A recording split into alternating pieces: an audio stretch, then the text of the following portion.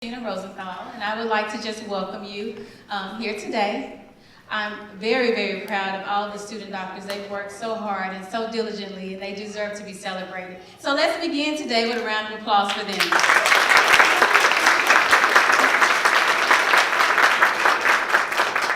Before I came up, I was thinking, I could preach them a sermon this morning. But I can tell you everything that could have possibly gone wrong this morning has gone wrong, but guess what? God is still good. I came into traffic, but God is still good. Some kids came up to me and was like, my name wasn't on the program. Some of the programs were misformatted. So I just want you guys to look in the beauty of the day, okay? So in life, we all know that nothing ever happens perfectly, and there are glitches.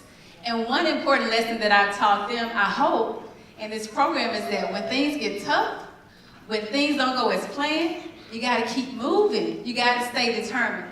So today I come to you lowering your expectation. I don't want you to expect perfection. There may be some glitches along the way, but you know what? We're going to have a beautiful time.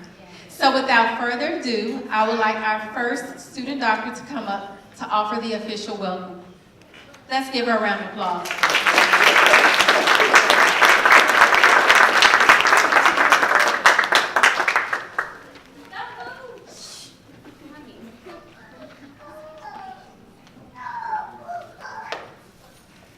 I'm Madison Grice. And I'm Tarika Elliott. Good afternoon, future doctors, parents, guests, community leaders, and healthcare professionals. It is an honor to be here today, as today marks our 4th annual Determined to be a Doctor Someday White Coat Ceremony, in which we honor those students who have been diligent in the program. To the ambassadors who will be cloaked today, remember what we have been taught, and that the road to becoming a doctor will not be easy.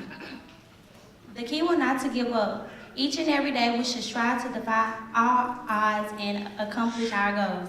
To our guests, thank you for being here with us today. Your continuous love and support will enable us to achieve our dreams in becoming a doctor. Please enjoy the ceremony. Thank you.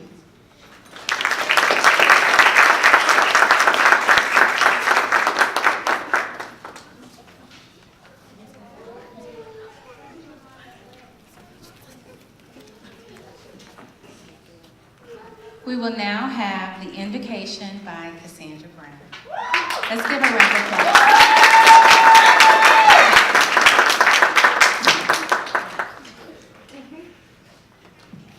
Good afternoon. Our gracious God, we come to you today as a diverse body seeking your favor and mercifulness. Bless the students, families represented, program directors, faculty members, community leaders, and healthcare professionals. Lord, be a light onto our path as we journey to do your will.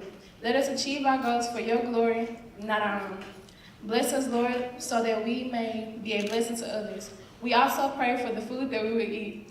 We pray that it is clean of all impurities and nourishes our bodies. Bless the hands that prepare it. Amen. Amen. Praise Him.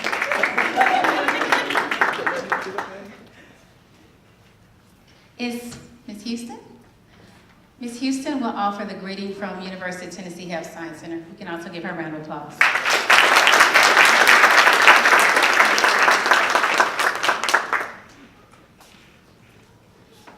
Greetings to all of you all. We are so happy to have you here, and we are so honored to see so many of you here in order to promote and support your children, your cousin, your aunt, your grandbaby, in being focused on pursuing higher education, pursuing a career that's going to help them to be successful in life and keep them focused. And we are beyond honored to play a part in that. From the youngest to the oldest, we support you.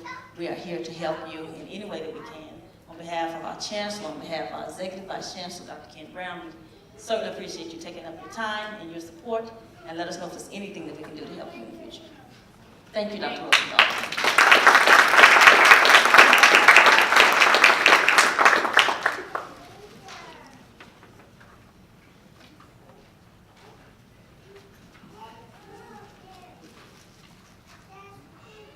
As I stated earlier, it is truly an honor to be here today, and I just think about how amazing these young people are. And they really, really light my heart. Because it was not too much long ago that I was just like them in a similar program at UT. That's in 1995 at this campus institution. You can see me with the big hair, second from the left. I participated in a summer research program here at UT Health Science Center, and I had been assigned to the Department of Gastroenterology at UT Bow Hospital. Dr. Charles Mansbach was my preceptor, and Mrs. Regina Dowell, a research assistant, had been assigned to work with me. It was one afternoon that she decided that we would take a walk, and our destination was twofold. Memphis Area Teachers Credit Union to open my very first bank account, and Landau uniforms to purchase a white coat. I completed the program and progressed through my studies, graduating from the University of Memphis and later the University of Tennessee College of Dentistry. In 2010, the American Dental Association chose me to participate in its Institute for Diversity and Leadership, and that is where DDS was born. Despite having a successful practice, I knew it was my obligation to pull others up with me. And in 2011, we had our very first symposium here at the campus of University of Tennessee Health Science Center. It's amazing how this summer program influenced my life so much. That moment of walking and getting my very first white coat was so special to me that I could not forego sharing that experience with each of you. And I find it ironic that I ultimately attended the school that planted the seed. Today, you will receive your white coats, and I hope every time you look at them, you remember, Dr. Rosenthal believes in me. In February 2016, WMC TV5 and anchorwoman Kanji Anthony shared my trajectory in a series titled My Empire. Many of you have seen it before, and guess what? You'll get to see it again today. The segment summarized my plight beautifully, and I'd like to share it with you. I hope you're encouraged by it. Let's watch it. Built her empire from an ivory tower. She fought for every title, and tonight she tells us how she rose to the top.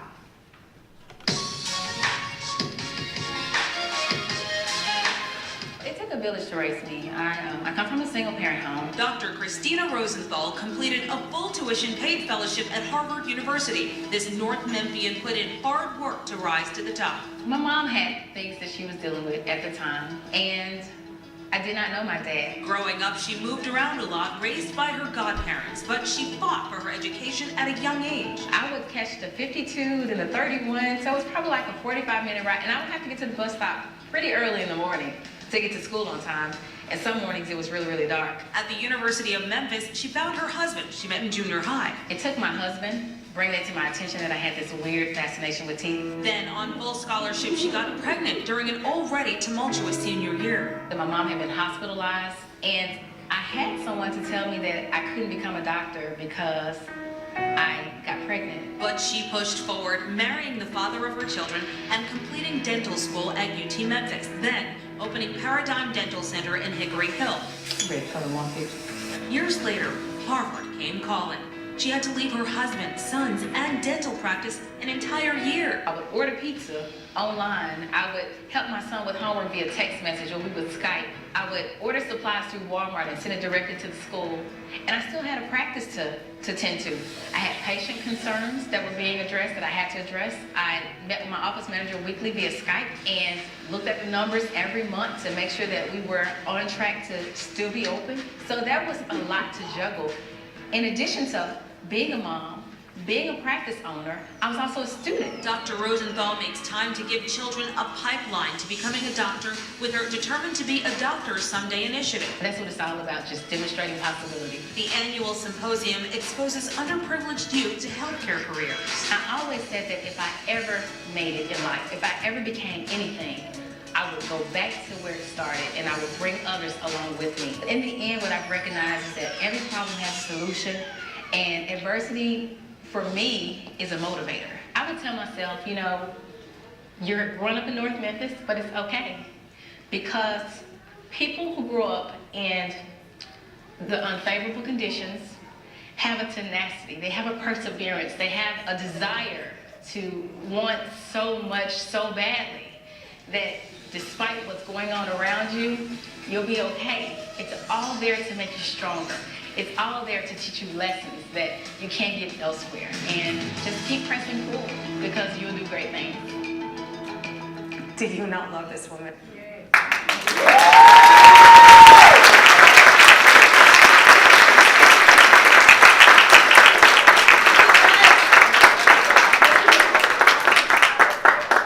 I could never watch that video without being about to cry.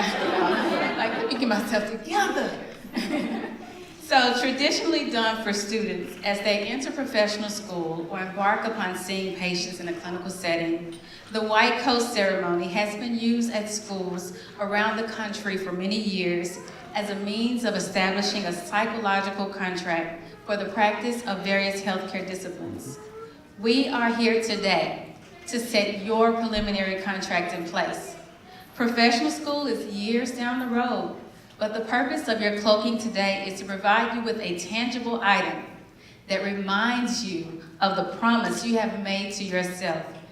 An item that when things look dim will serve as a light for you to push through whatever obstacles you may face.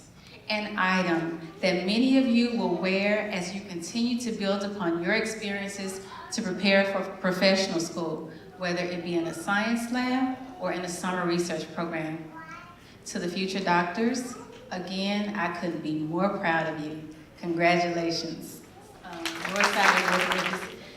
Vashon will read his bio, and it's pretty impressive. But to me, he's like family. I called him yesterday, 3:00 p.m., and said, please, can you come? Well, actually, his wife called, or text, or whatever. But he came, and so I'm just so grateful. Vashon, will you come up and introduce our performer, please? Let's give him a round of applause.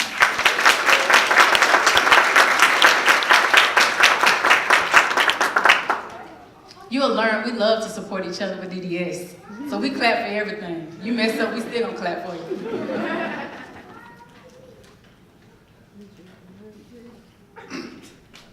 My name is Sean Tate. Born and raised in the heart of Memphis, Tennessee, Christopher Dean Johnson, also known as Chris J, is a singer/songwriter who was once a young prodigy destined for greatness. At the age of 11, in an attempt to stay him away from the tragic death of his mother, who was shot and killed in 1985, Chris decided to pick up basketball and singing. At 15 years old, Chris began traveling around the world as one of the lead singers in his older brother's cover band, U-Turn. His experience not only introduced him to the slushy world of R&B and soul, but it allowed him to master his technique. Chris Jones' style and delivery garnished rave reviews for the band and the young prodigy. In 2011, Chris J signed a 3-year record deal with Flags of Great Gates Records. On December 16, 2017, Chris J recently became the new lead singer of the legendary band, the Mighty Bars. Please welcome Chris J.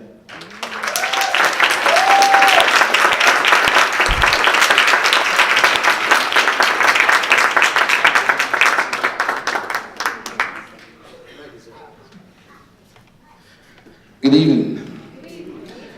Well, Doc, before I start singing, just want to shout out to you and your husband and your family for this is a great occasion that you do every year. You and your family put this together.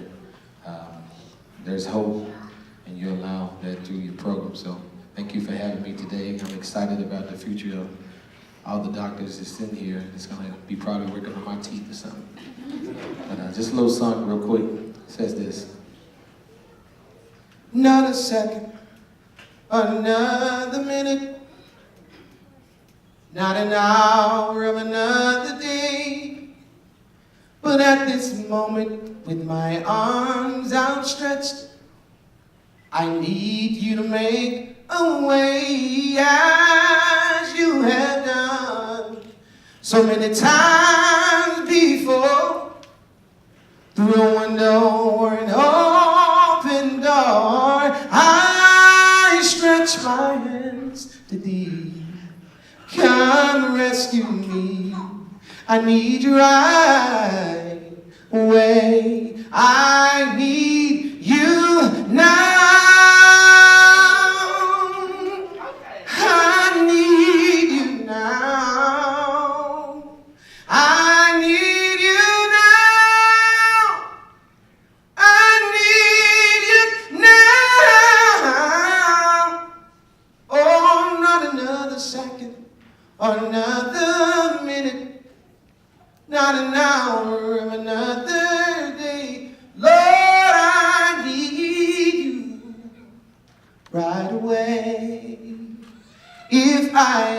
need you before.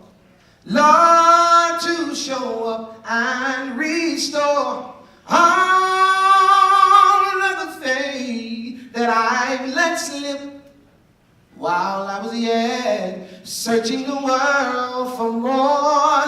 The truest friend I have indeed. Lord, you're my best friend, I know in need. I stretch my hands to thee. Come rescue me. I need you right away. I need you now. I need you now. I need you now. I need you now. Agony of being alone.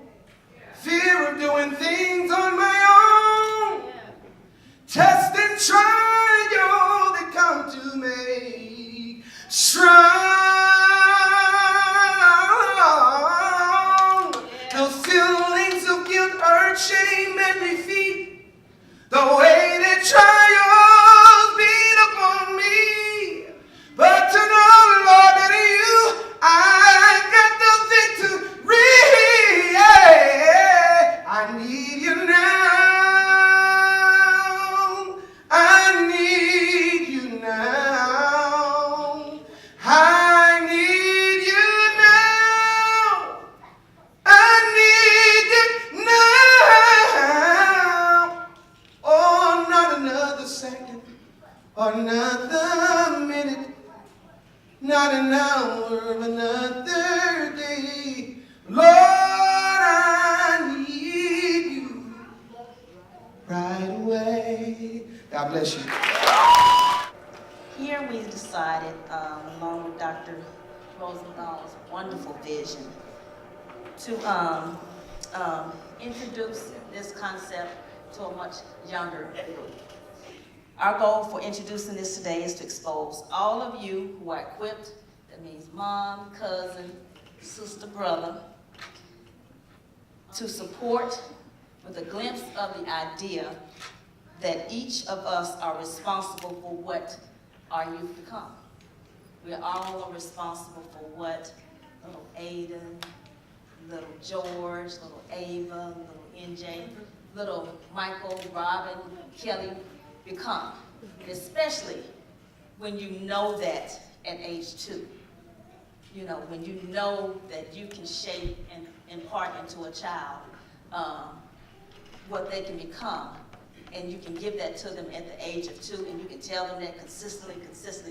There's no way they will grow up and be in a gang. There's no way they will grow up and steal, because you're telling them what they're going to become. And you see how great they are. So let me come on back over here. Because I can go on and on.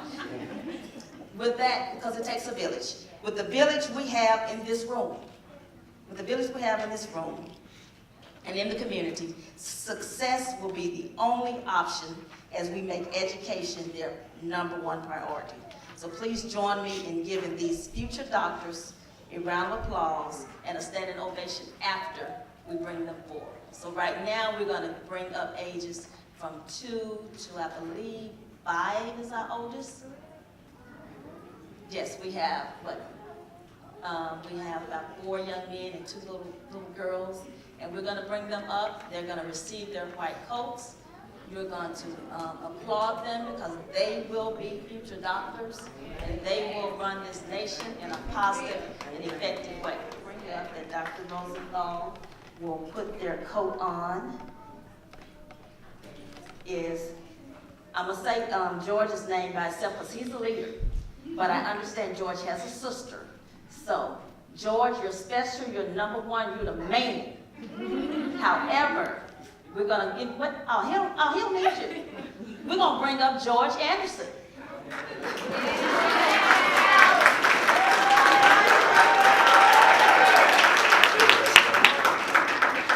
We thought since they were so little that they weren't, their parents to walk up, but George, like, I got this.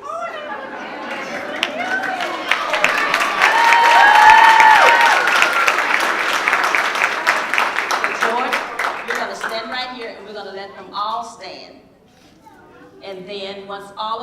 up, we'll give them another round of applause and we're going to take a picture, okay? So you set the tone. You tell everybody where they're staying. Are you standing here, okay? All right, cool. Now we're going to bring up George's sister, and her name is Skylar Anderson, along with her mother. Come on, Skylar. It's okay.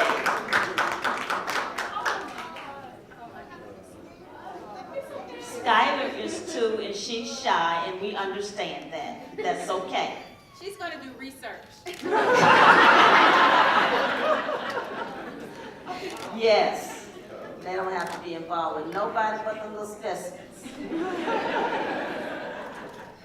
Now we have Aiden Chapman. Come on, Aiden. Dr. Aiden Chapman. Yes, he's smooth. Take your time, honey.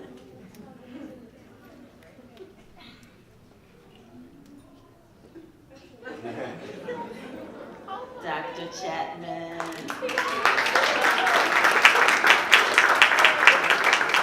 Dr. Chapman's going to do surgery because you can't be rushing when you cut on things.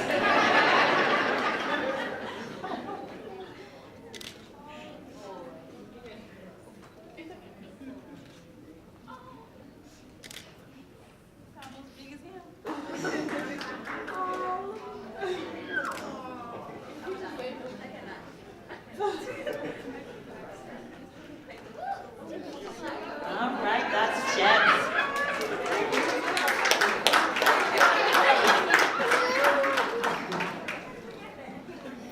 Next, we're going to have Ava Houston.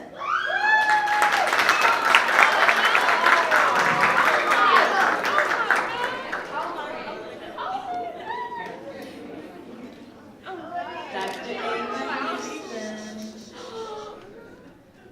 Yes, girl.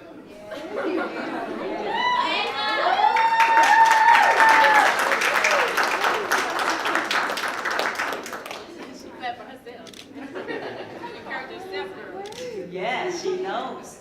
Next, we're going to have Dr. Princeton Moore. Yes. So, Ava, stay up here. We're going to take a picture. Just stay up here. Yes.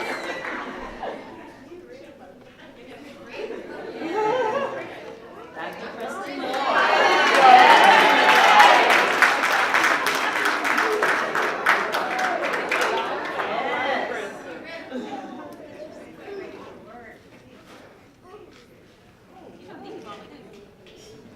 Now we have Dr. Nicholas B. Parker.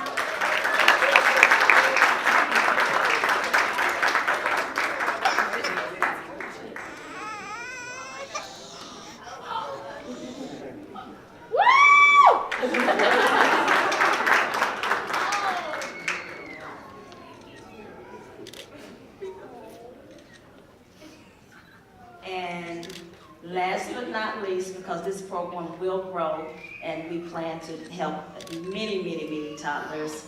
He's excited, he knows it's him, he's blaring, he's glowing. It is now time for Dr. Artisan Rosenthal.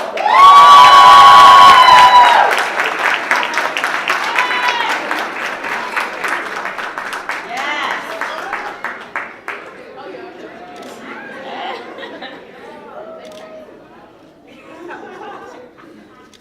I'm gonna let them, everybody put their little jackets up nice and we'll take the picture. Keep watching D.D.S. website. More information is coming on how we can impact your youth. Thank you.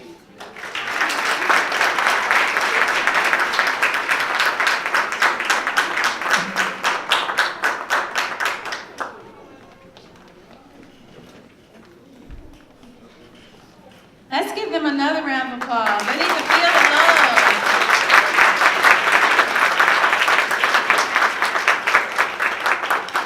We'll now have the introduction of the speaker.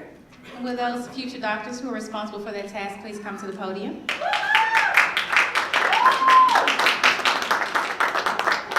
Remember, in this room we are a family, so we always applaud each other, right? All right. Let's give them another round of applause.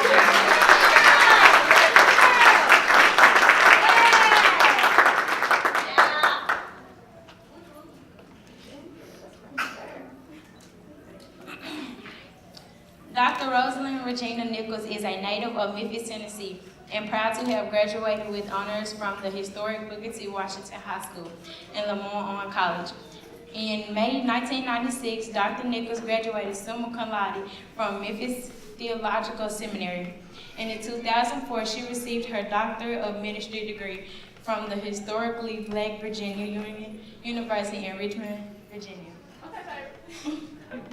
In 1998, following the death of a childhood friend as a result of relationship/domestic violence, Dr. Nichols organized the 501(c)(3) nonprofit, A More Excellent Way, Inc., a way with the mission to help individuals from all walks of life to enter into, engage in, and maintain spiritually healthy relationships toward the elimination of relationship violence.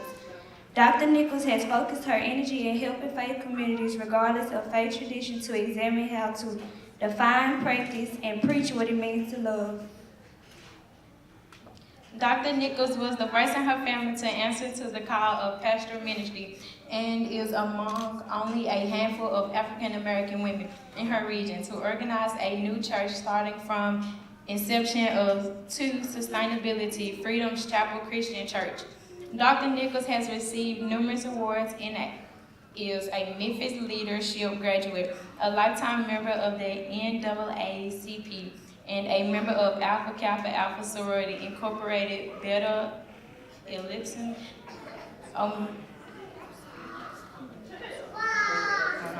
Epsilon Omega chapter. Her writings have been featured in numerous articles and books. Please join us in welcoming Dr. Rosalind Regina Nichols.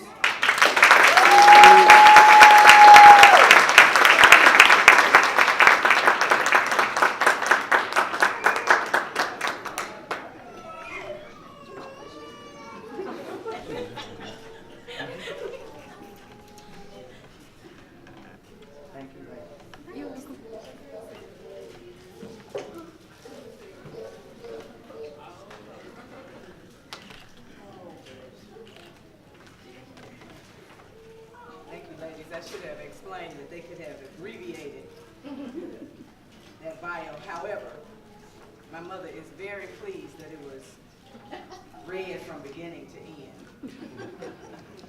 I don't know what has made me more excited, seeing you all here or seeing those toddlers with those white coats on. Yeah. Dr. Rosenthal didn't tell me that there were babies here with these white coats on. I took a picture. My best friend is a graduate from Meharry in public health in Jackson, Tennessee. And so I just sent her a picture because she is somewhere running over herself looking at those babies. Because we know that they will indeed be doctors one day, right? We have already laid it upon them. I am not going to be long with you, but they did invite a preacher, so you'll indulge me. Amen. Little girls growing up will go into their mother's closets and try on their clothes, their shoes, their jewelry. Little boys will watch to see how the men in their lives dress, what they wear, how they carry themselves. When I grew up, I always wanted to be like my mother. My first and only real whooping happened when I was 5 years old, and I cut all my hair off because I wanted to be just like my mother. Needless to say, that didn't go over well. We all have those that we look up to in life, people that we respect, folks we admire, those we emulate, and from whom we learn. There are children here today, young people today, who are indeed learning from Dr. Rosenthal, and for that we're grateful. Sometimes we even copy those we look up to. After all, they say imitation is the highest form of flattery. Martin Luther King emulated and learned from Gandhi. Oprah practiced and learned from Barbara Walters. Gospel singer Reverend Shirley Caesar first learned and wanted to be like the legendary gospel singer Albertina Walker. Michael Jackson copied James Brown, and Usher copied Michael. And there was a time when one man became a symbol and the world chanted that they all wanted to be like Mike. But as good as it is to look up to others, to emulate, even to copy others, at the end of the day, you've got to be yourself. You've got to be and believe in yourself. My grandmother shared the words that were written by William Shakespeare in Hamlet's play. This, above all else, to thine own self be true, and it must follow as the day the night. Thou canst be false to anyone.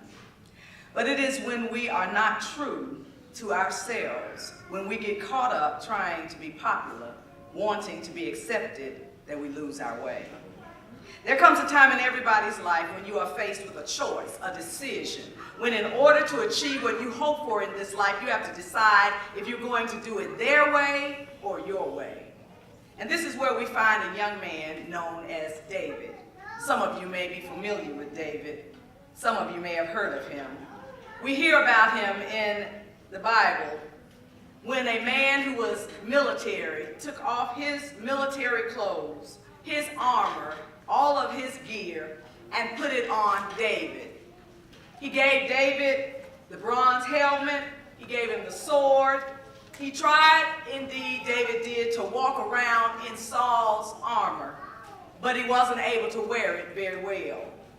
David said, I can't move with all this stuff on. I'm just not used to it. Young David was faced with a giant of a situation. He was up against a Goliath of a problem. The leader was offering him all of his best gear to help David fight the problem. The king was offering David what were the same tools that he had used to fight his battle. The king was giving him everything that every other warrior had in order to fight the battle. The king was giving David what he believed David needed in order to fight. I know this is one of the oldest stories in the Bible, the story of David and Goliath. Some of you, indeed, may have heard the story and already know how it ends, how David took 5 smooth stones and took down a giant. But have you ever asked yourself how David got there? Have you ever taken the time to consider what kinds of choices and decisions David had to make in order for him to win? Have you really taken the time to figure out how David gained the victory in the end? You know, it's all a matter of time. We know these stories, but sometimes we don't pay attention to them. David was chosen by God. That we already know. The word says that David was a healthy, good-looking young man with a spark in his eye. And as soon as David came in the room, it is said that folks said, he's the one. Samuel said, that's the one. And it was right there that David was anointed and the Spirit came upon him. We also know that David was talented and gifted because we are told that he was Jesse's son and that he was able to play the harp, that he was a brave warrior, he was good looking, he spoke well, but so were his brothers before him. I dare say that there are many brave, good-looking, smart, well-versed young people who can indeed handle their own. I would even say that there are other young people who believe God is on their side just like David. Still, the chips were down and it all mattered. When it did, what David stood out for was because that which was hidden is what the Lord was looking for. The Lord said to old man Samuel about why David's brother had not been chosen to be the next king. Said, Samuel, don't look at Eliab just because he's tall and handsome. He isn't the one I've chosen. The Lord said people judge what others look like on the outside, but God judges what people have going on in their hearts. And what do you suppose was in David's heart that made him stand out to God? I'm glad you asked. You asked good questions. David's heart was filled with confidence. We know because the record says, David said to Saul, this Philistine shouldn't turn us into cowards. I'll go and fight him myself. David knew what was at stake. He had watched and heard the bully Goliath strut, talk, and run game on his people. He had heard him shout at them and watched them run. In fact, it says the Israelite soldiers saw Goliath and got scared and ran in the other direction. At work, at school, at play, there are people in our lives who scare us, threaten us, intimidate us. They call us out our names, they pick on us, they play into our fears and insecurities. Bullies who make fun of us, try to make us hate on ourselves. They make us question ourselves, and if we're not careful, they scare us and we go running. But it's not just people.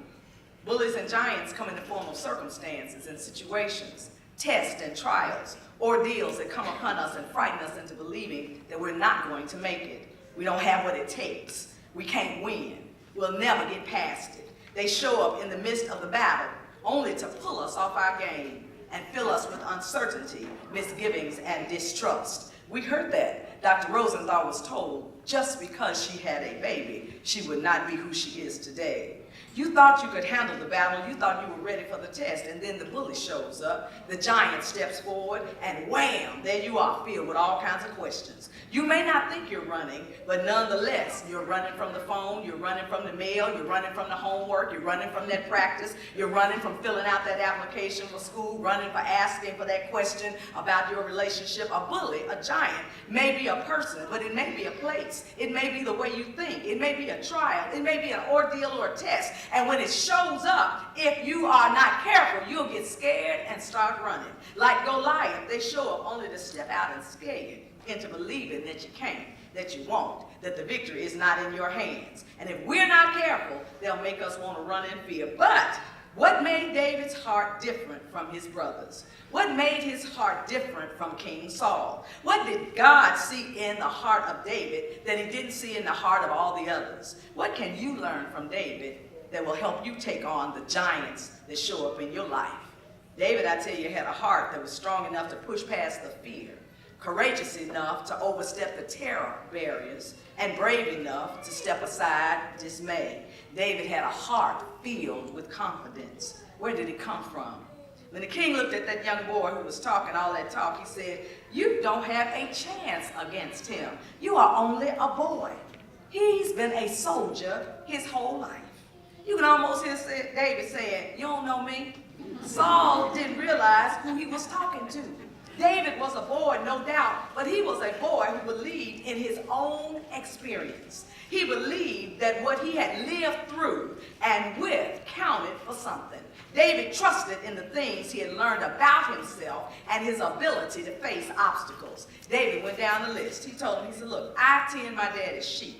And when one of them gets dragged off by a lion or a bear, I go after it, I kill the wild animal, get the sheep, and bring it back. I grab the lion and the bear and cut its throat and kill it. I've done this many a times, so the Philistines really are not all that big of a deal to me." He shouldn't have made fun of the army of God. David didn't underestimate what he had already experienced in life.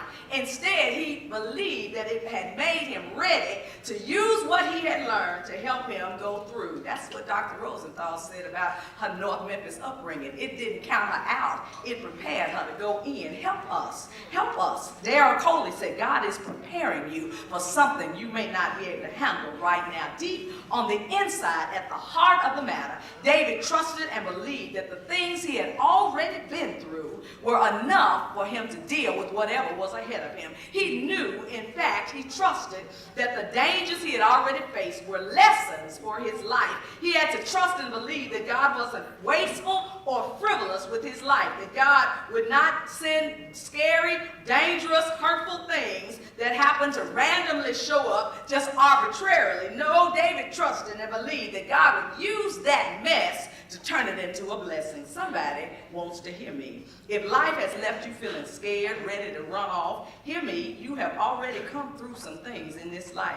You have already overcome some challenges in this life. You have already had your share of lions and bears, already had stuff you have beat down. You have already dragged off some stuff from you. You have already found your self-esteem, your hope, your faith, and your finances overcome because you faced what was in front of you. Oh, you had some lions and some big boogaboo tigers and bears, but thanks be to God, I believe you also have a testimony like David, that you already know how to stand up against a lion and a bear, so a giant is going to go down. But David wasn't fighting for himself, and he wasn't fighting by himself.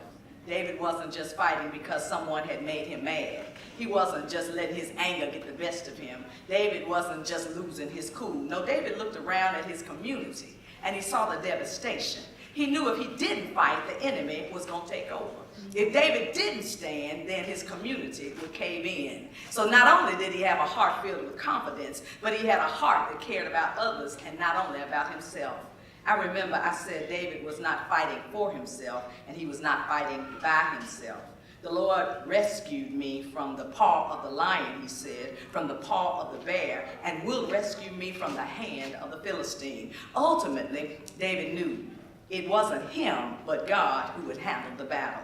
David didn't forget that the victory wasn't going to be his. He didn't forget that it was always up to the Lord. David removed, the word says David removed the armor.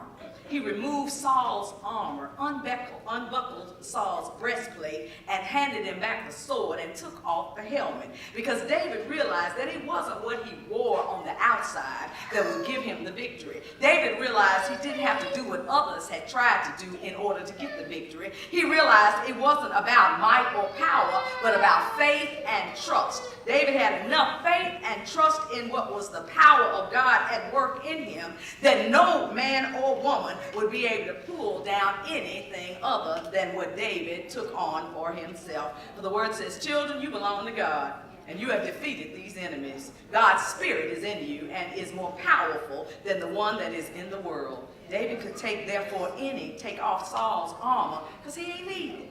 Trying to fight your battle using somebody else's gear won't work. You got to do you. You got to be you. You got to stand up in your gifts, your talents, your faith, your hope. You can learn from others. You can even emulate others. Maybe even a time when you try to copy from others. But there will come a time when you are ready to get the victory because you believe that the God inside of you can take on any enemy outside of you. You can trust the power. And so you don't have to worry about what others use in order to deal with the stuff going on in their lives. You don't have to worry about the bullies and the giants that show up in your life.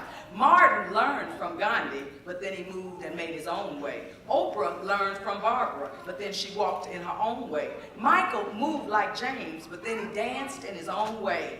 I tell you, you got to be you. The word says you have been created a little lower than the gods, fearfully and wonderfully made. Remember, God created you, prepared you, and is fighting for you, and will give you the victory that you will have, and you will do it by doing your best. Now, you can throw your hands in the air and wave them like you just don't care. Impossible is just a big word thrown around by small men who find it easier to live in the world they've been given than to explore the power they have to change. Impossible is not a fact, it's an opinion. Impossible is not a declaration, it's a dare. Impossible is potential. Impossible is temporary. Impossible is nothing. Impossible is for those who don't believe that the God in them can overcome any giant in the world.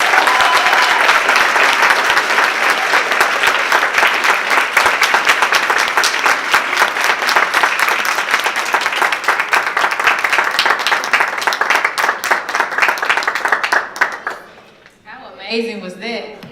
If you're not encouraged after today, then you just sleep. Before you leave, Dr. Nichols, we'd like to present you with an award to commemorate this day. So please come back to the stage.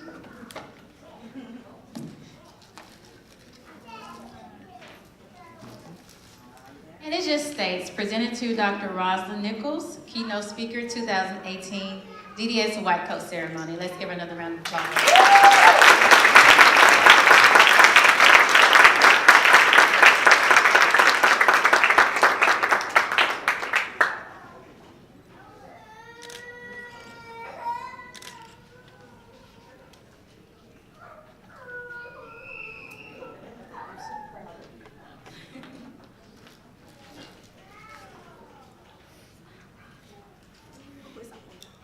So now the moment you've all been waiting for. We'll start cloaking the future doctors, and it will be led by Ms. Tori Motley.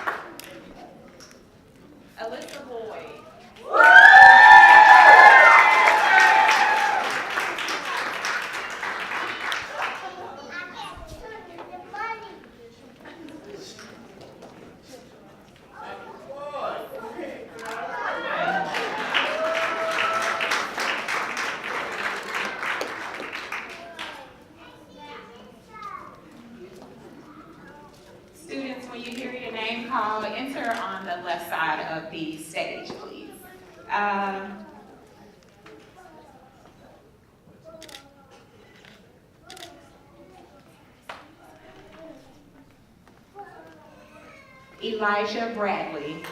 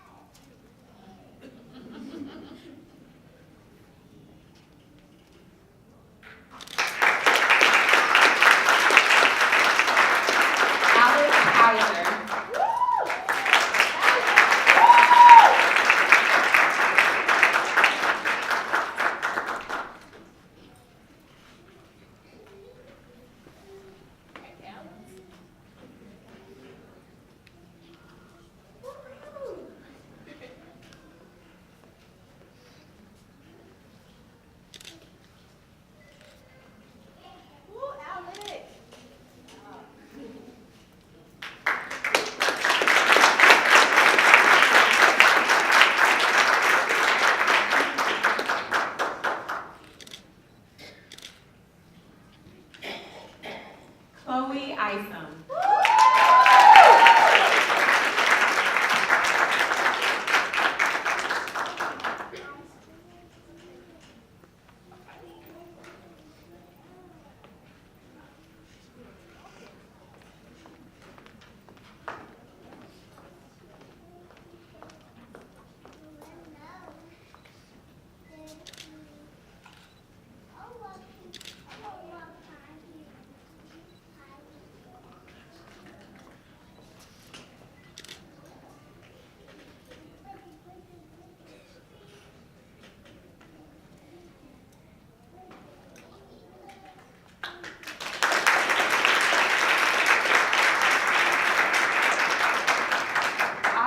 Johnson.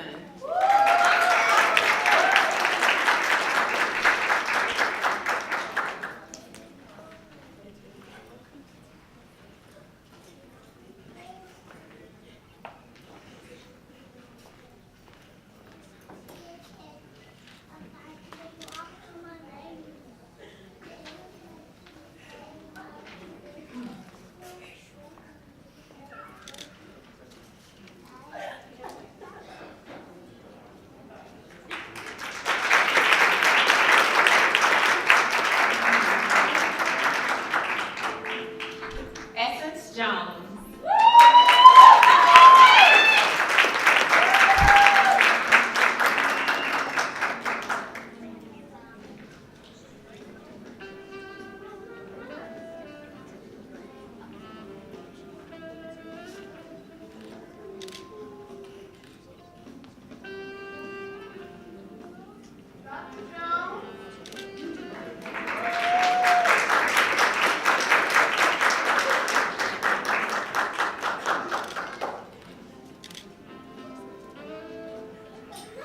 Serenity Jones.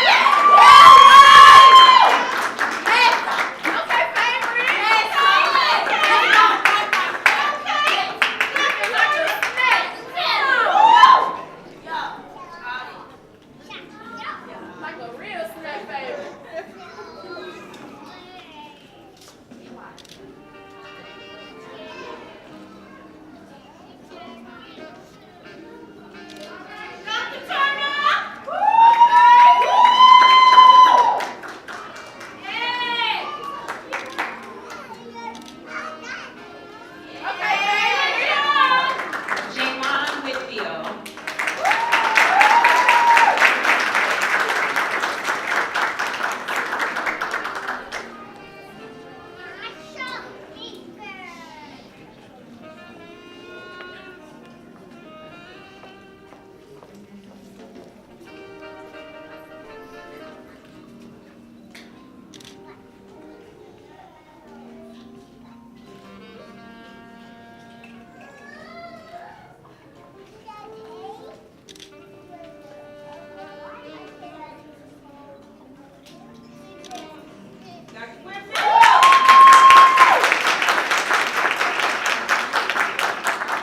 Randy Williams.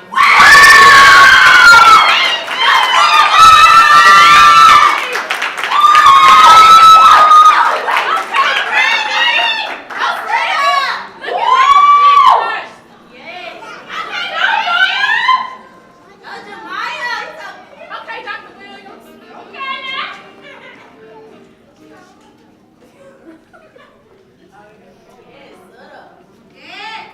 Great.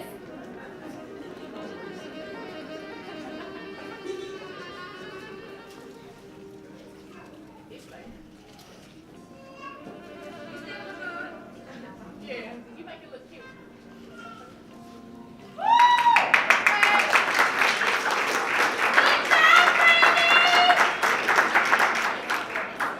All right, walk on. Kayla Woodard.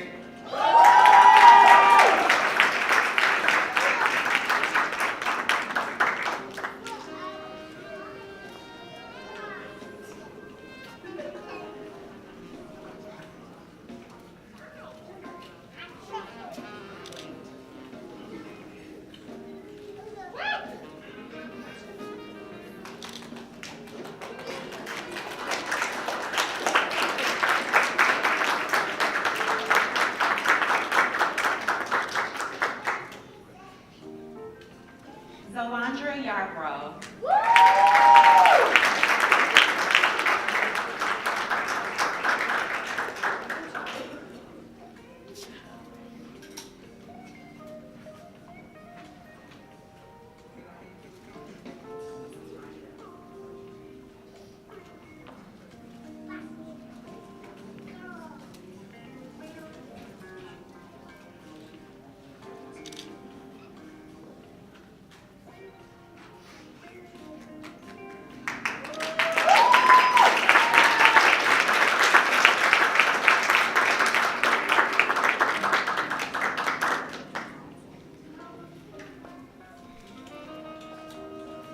Okay, students, is there anyone that came in that didn't get a chance to sign?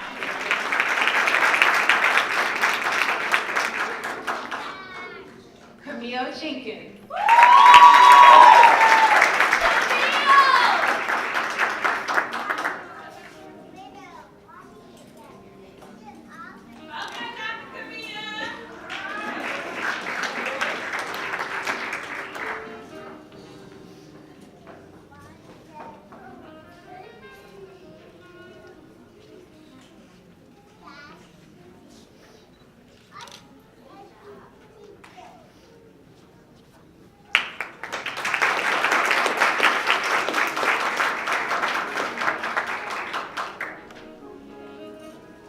Anyone else?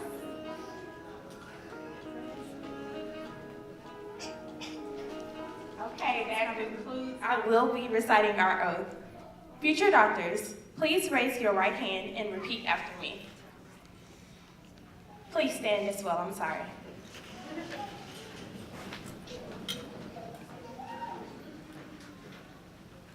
I, and state your name. Pledge to always strive.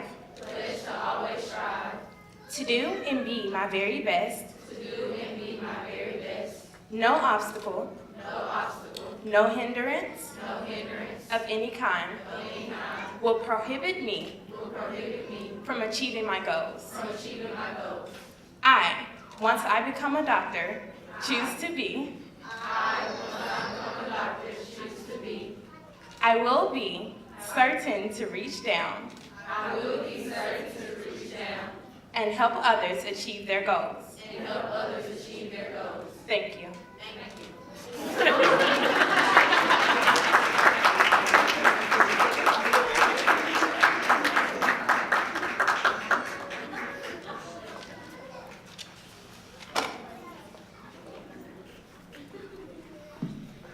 So I made a little compilation video for all of you, and I know we're close to wrapping up, but I know that I've been absent more than I would have wanted to, but I appreciate your understanding. As like you, I try to embark on other opportunities. So I hope you enjoyed it.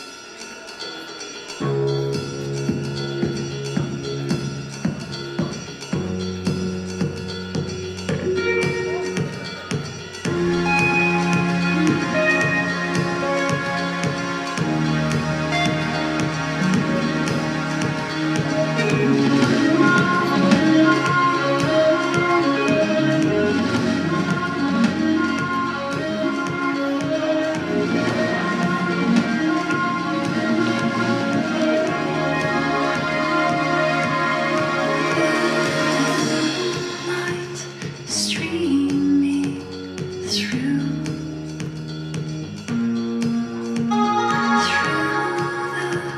the leaves onto you, and your face all aglow. I see what I had not known. People went far beyond the call of duty and things that were asked of them. Early in the year, I asked the student doctors, let's have a recruitment competition for the next symposium. And so they set the guidelines. It says you had to recruit a minimum of 4 people, and you would get how much? $400 in recognition. And the person to do that this year was Kamaya Shaw. She will receive a plaque and $400.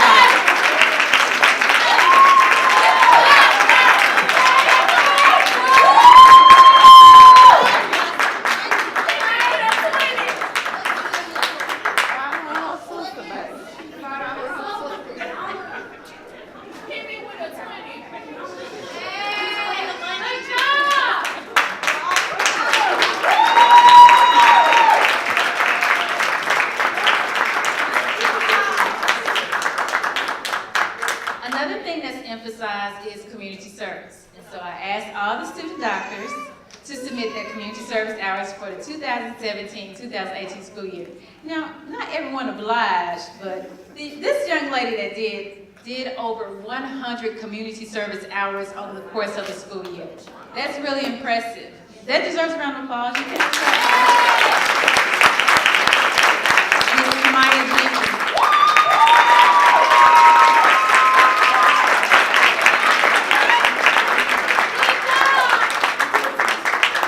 This plaque will also come with a $100 reward.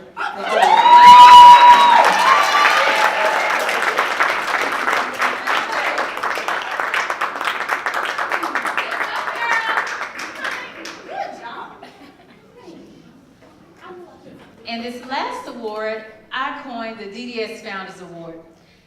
There were a few students, as you all know, who are ambassadors who have completed the program and gone, through it before. And they continue to come back. I guess they like me. But this particular person drives from Nashville every session. And she got perfect attendance. And this person is Kristen Holmes.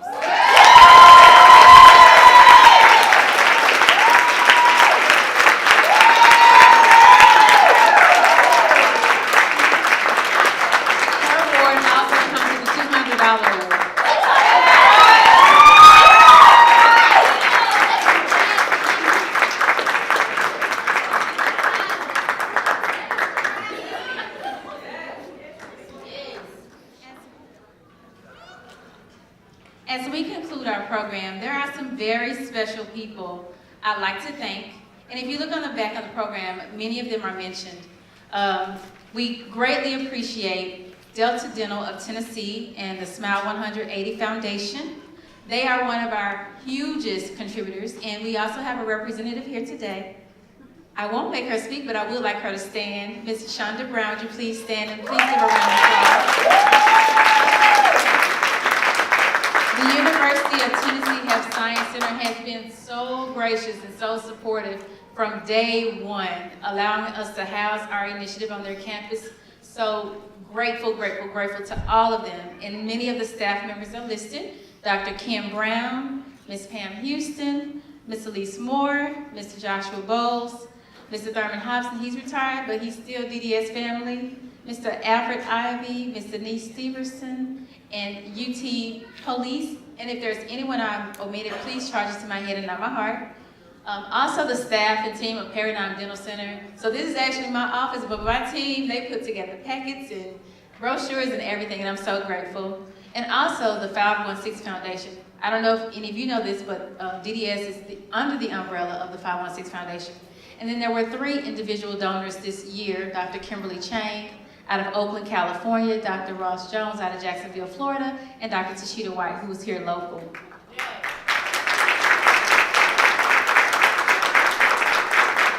And another thing you may not know, some of you may think DDS is like a big corporation, like it's an organization.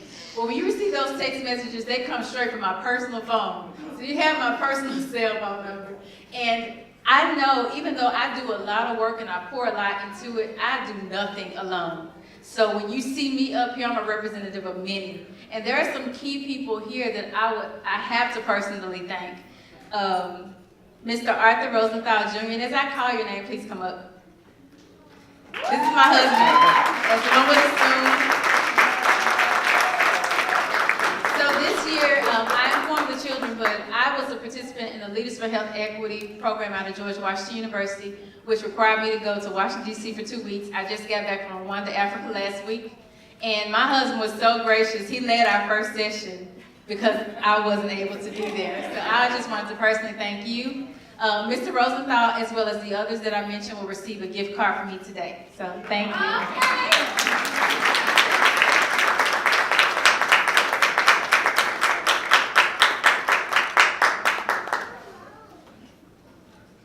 Also, Ms. Danielle Walker.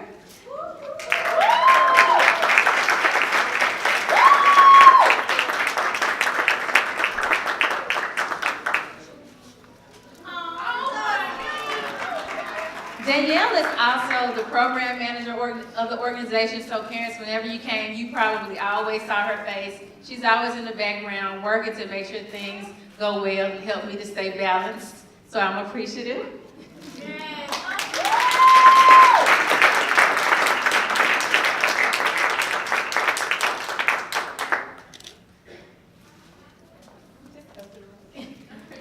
I probably should just bring these flowers up here so I don't have to keep walking back here. Don't judge me. The next person is Ms. Tori Motley.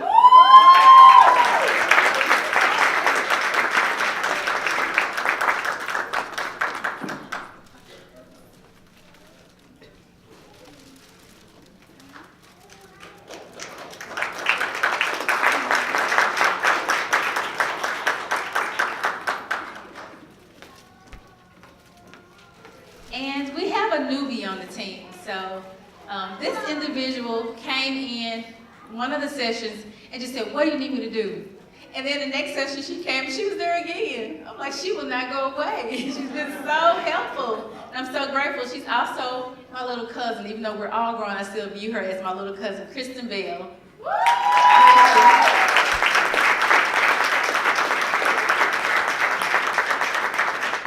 Now, I didn't give Tori, Danielle, or some of the others that I mentioned a plaque because they have so many plaques.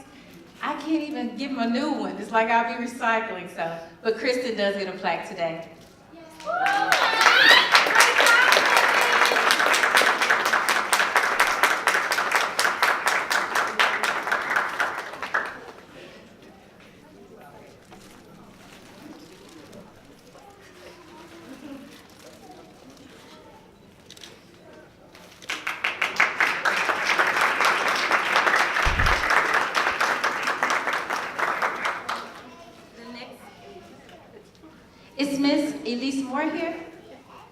is she? Is she out in the, I see you hiding, come on.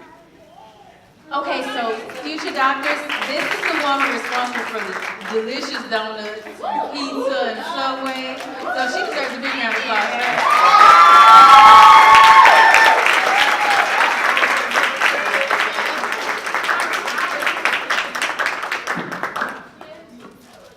We need milk to be hungry.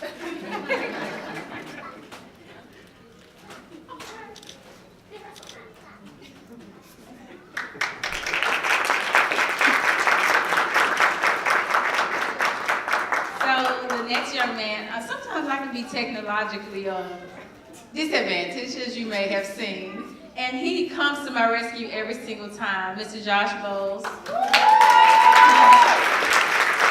Again, they'll each also get a gift card later, but I just want to take a picture with them too. So.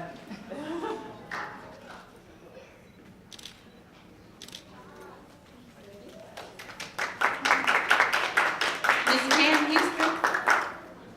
Where is she? Oh, right here in front of me.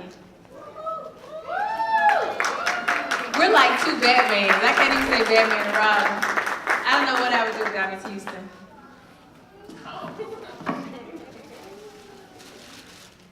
And Dr. Houston.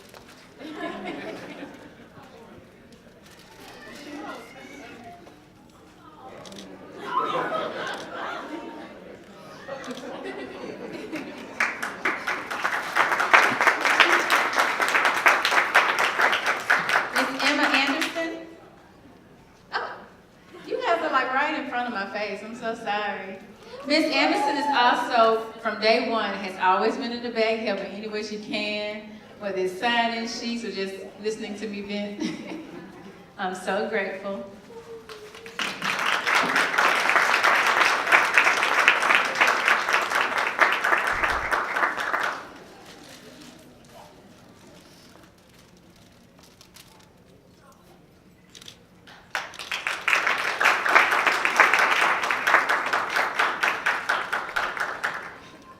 And is Destiny here? Destiny Walker?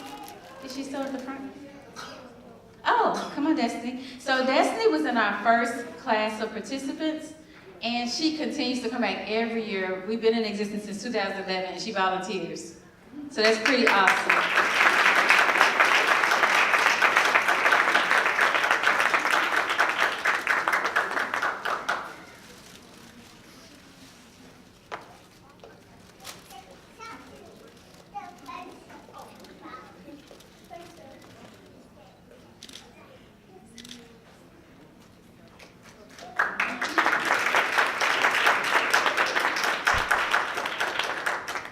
Again, I just want to say thank you so much. If I overlook anyone, please try to my head, not my heart. Please don't take it personally.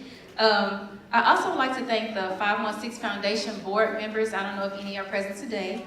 That's Miss Ebony Clark, Mr. Reginald Clark, Dr. Brooke Dishman, Dr. Dan Dishman, Dr. Jeanette Dumas, Miss Ebony Humes, Miss Linda Moore, Dr. Tracy Moore, Miss Tori Motley, Arthur Rosenthal Jr., and of course myself. They will come to my rescue if I need a last-minute guest speaker or whatever it is I need, and I'm so grateful to them. This year, we were blessed to have the following guest speakers, Dr. Brooke Dishman, Mr. Joshua Gardner, who did the ACT prep every single session, Dr. Samantha Holmes, Dr. Kai Kennedy, actually came from Duke University, so she flew in to speak to them, Ms. Montoya McGowan, Ms. Ladia McNeil, Ms. Megan Motley, Dr. Chi, Dr. Tashida White. Future doctors, don't let this be the end. I make myself available to you for letters of recommendation, words of advice or encouragement, or any way that I could be a means of support. A special thank you to all of you who were on the program and spoke today. Parents and family members, thank you for the opportunity to be a presence in your children's lives. These kids are amazing, and I know that they are destined for greatness. I really, really look forward to the day that they return and become speakers themselves because they become doctors. Again, a special thank you to our major sponsors and supporters, Delta Dental of Tennessee, the University of Tennessee Health Science Center, the 516 Foundation and its board members, and the team at Paradigm Dental Center for their tremendous support of our programs. I hope the fruits of this program manifest into something so grand that this institution and others will recognize that supporting programs that promote diversity is a wise investment. I am proof of that. A special thank you to Dr. Rosalind Nichols, Chris J., and the many doctors and guests who took time out of their busy schedules during our regular program sessions to speak with the students. Are there any healthcare professionals present today? And if so, would you please stand? Okay. Thank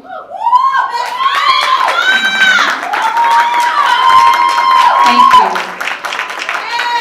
And even though you were not on program, just one healthcare professional to another, I just want to say thank you. Thank you for your presence.